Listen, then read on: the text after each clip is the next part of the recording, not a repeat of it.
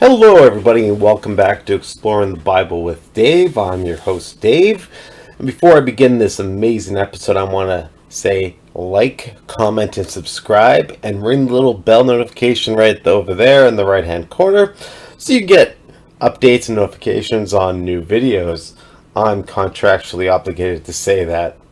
No, I'm not, but I just see a lot of people doing videos. I just thought it'd be cool if I did that. So today I'm going to start reading chapter 16. Now, this could be fun. I have told you these things so that you won't abandon your faith. For you will be expelled from the synagogues, and the time is coming when those who kill you will think you are doing a holy service for God. This is because they have never known the Father or me.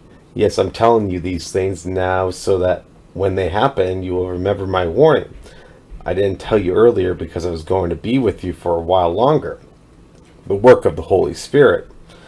But now I'm going away to the one who sent me, and not one of you is asking where I'm going. Instead, you grieve because of what I've told you. But in fact, it is best for you that I go away. Because if I don't, the advocate won't come. If I do go away, then I will send him to you.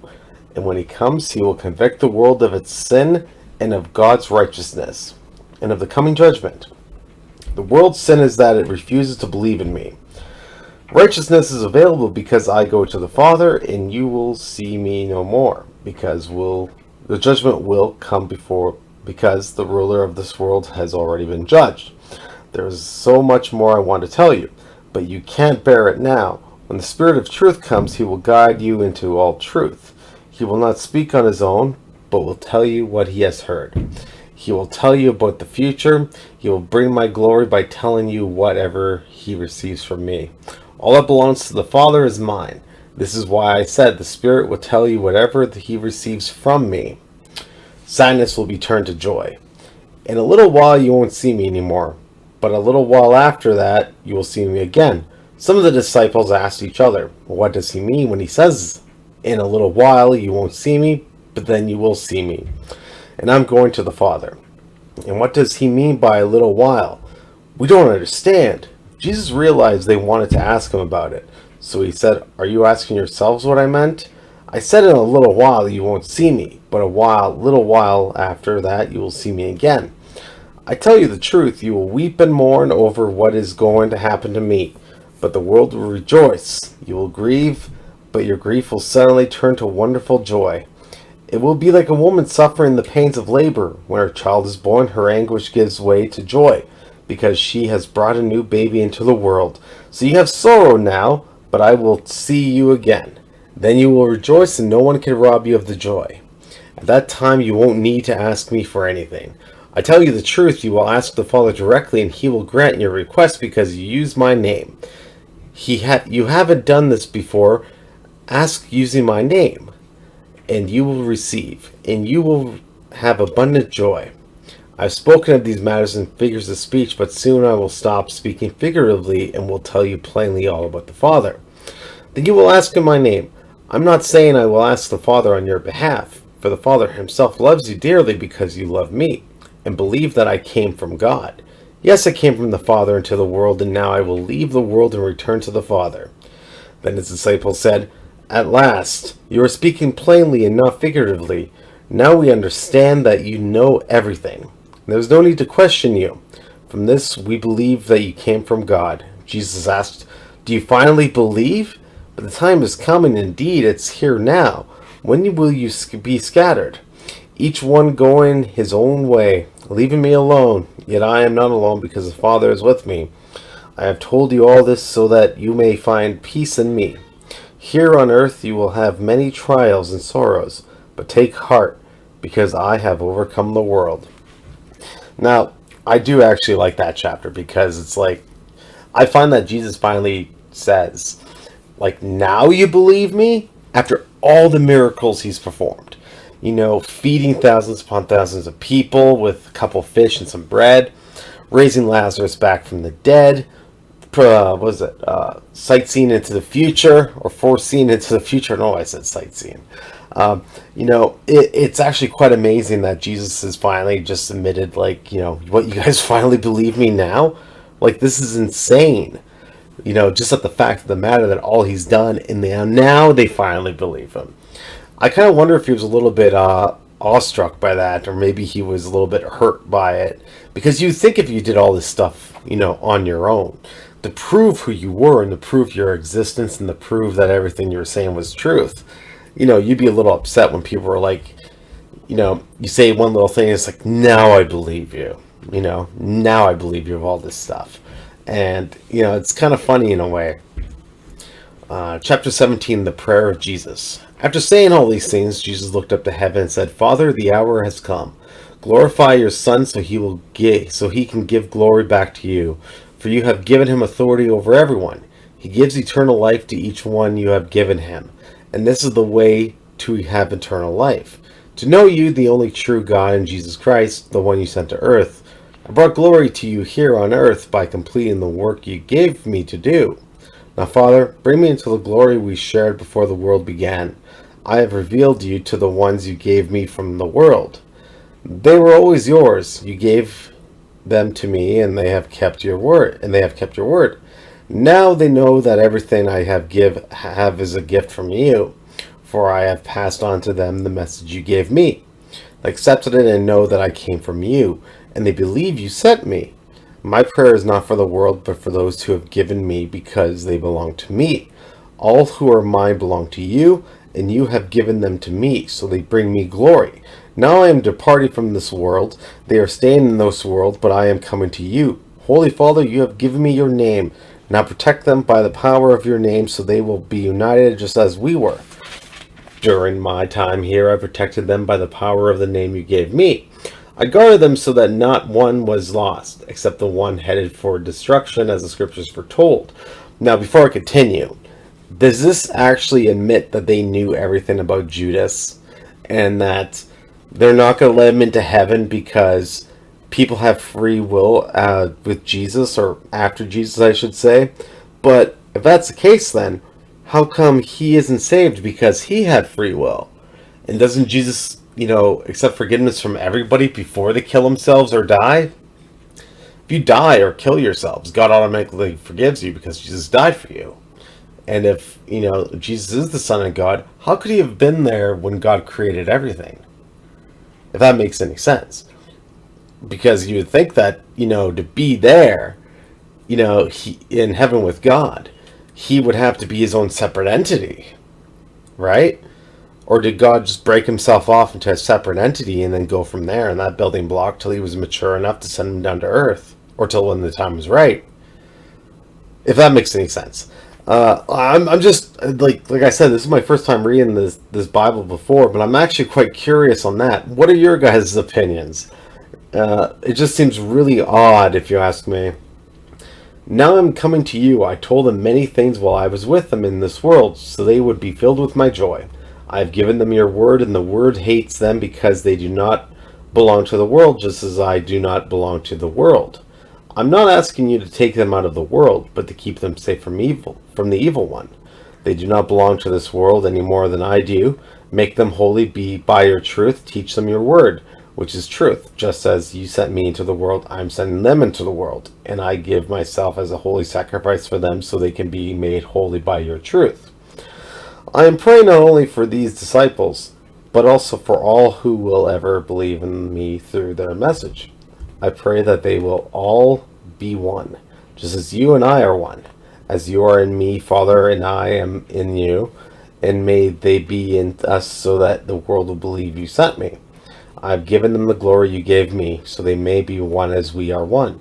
I am in them, and you are in me. May they experience such perfect unity that the world will know that you sent me and that you love them as much as you love me. Father, I want these whom you have given to me to be with me where I am. Then they can see all the glory you gave me because you loved me, even before the world began. O righteous Father, the world doesn't know you, but I do.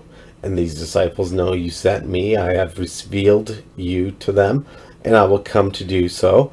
Then your love for me will be in them, and I will be in them.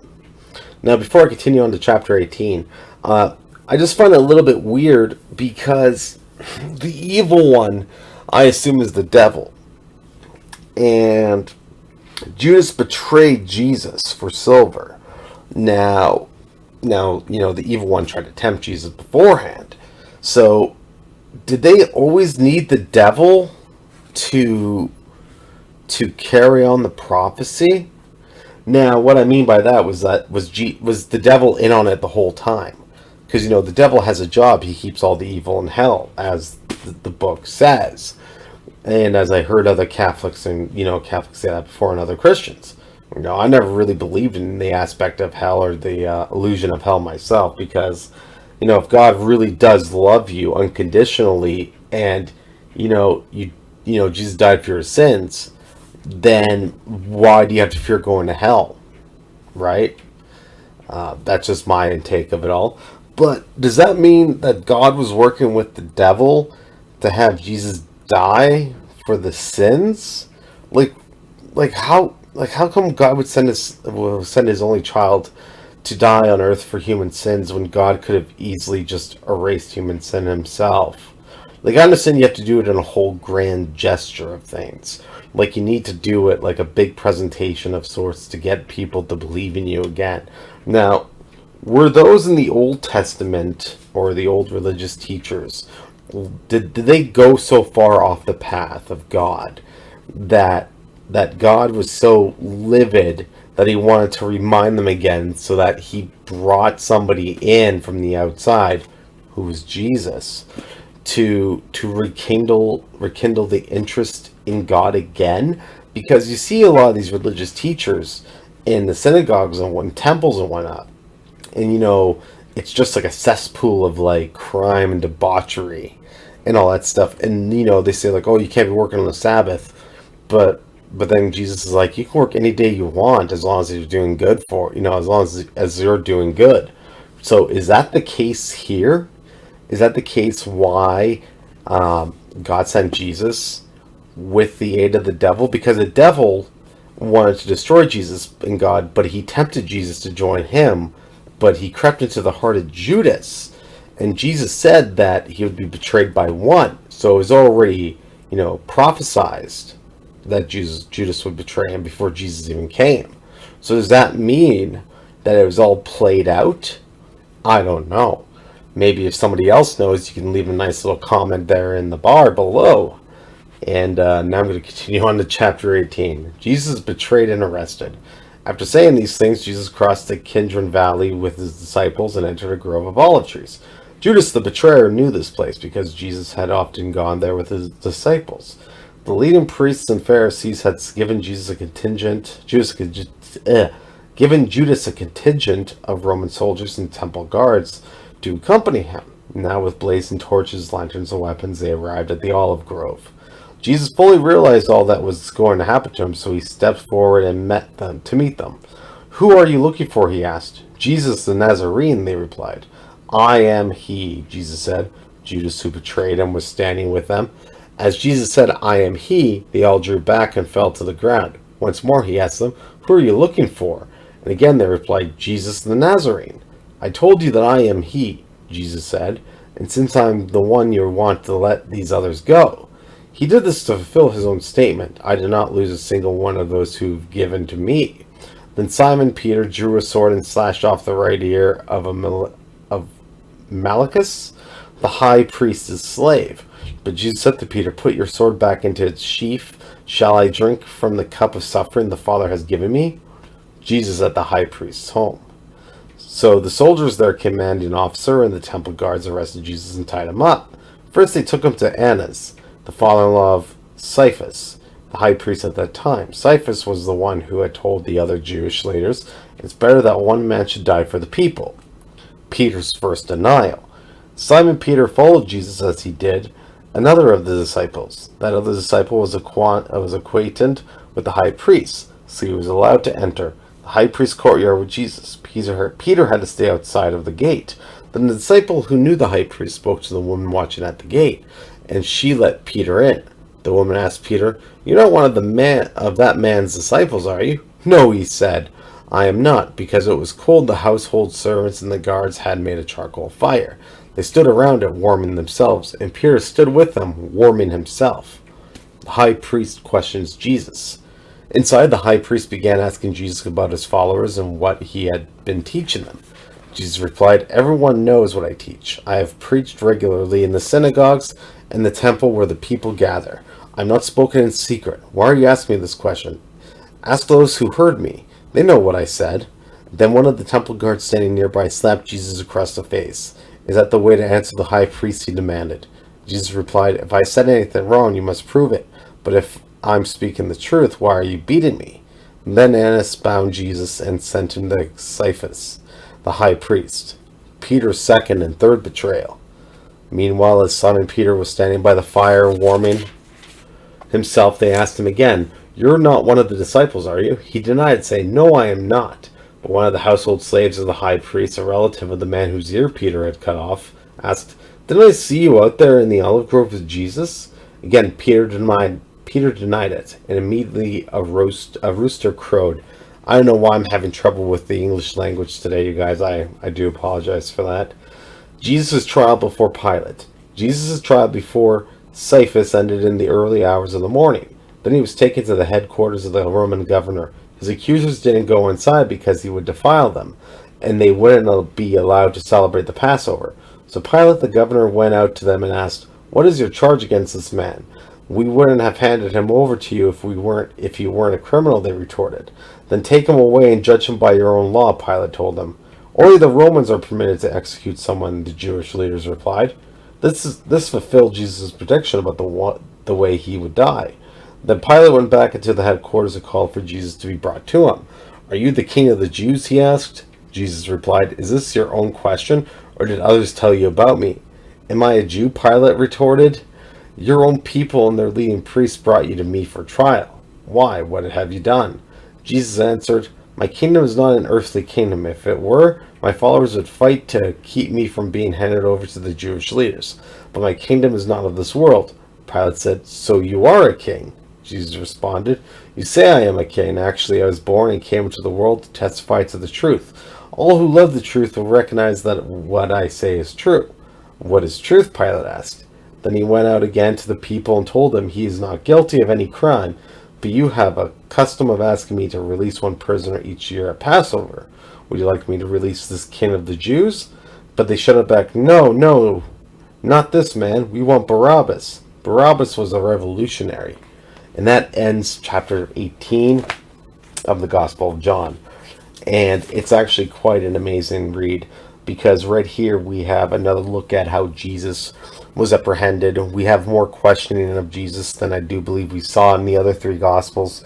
And it's actually really quite amazing to see how Pilate was pretty much not all together in this section, where they always kind of make it look like Pilate was just, like the guy who sentenced Jesus to death. But in reality, he wasn't. It was the people in the town that were the culprits. Pilate was just nothing more than the one who gave the order. But the vote before the order was by the people. Now you could say it was the order that put Jesus to death. But was it the order, or was it the vote that put Jesus to death? You can look at it in any other way you want. It could be a half glass, half full sort of ordeal. But in this case, my own opinion here is that Pilate was basically, he washed his hands of it, and it was tradition for them, I should say, to free one prisoner and have the others die. And so the public pretty much said, as it was a public vote, the public chose Jesus to die. And so that's what basically set the tide towards the death of Jesus. And that's why I don't think it was Pilate's fault. I don't know. I wasn't there, but I don't think it was Pilate's fault. I think it was those that were in the streets shouting for Barabbas. Now, whoever infiltrated the group of civilians or whatever got them to cheer for Barabbas, then that person's guilty of the crime. But I do agree that all sections and all parts of him are guilty, but it depends on how much blame you put on them. Now, Pontius Pilate is actually a really hated figure in the Catholic Church. But for me, I don't think it was really him that did it. They had a tradition, they had a regiment of things to do, And in my opinion, it's either the people on the street that voted for Barabbas to be freed, or those that manipulated the people in the crowd to vote for Barabbas just to have Jesus die. Now, you could say it was the Jewish leaders behind it all. I don't know. I wasn't there. None of us were there. So it's always open for interpretation. That being said, that's it for today's episode, you guys. I hope you had a wonderful time as I ventured and explored into the unknown world of the Holy Bible. I've got only a couple more chapters left, so one more video left, and then the Gospel of John ends, and we go into Acts. So with that being said, have a wonderful day, you guys.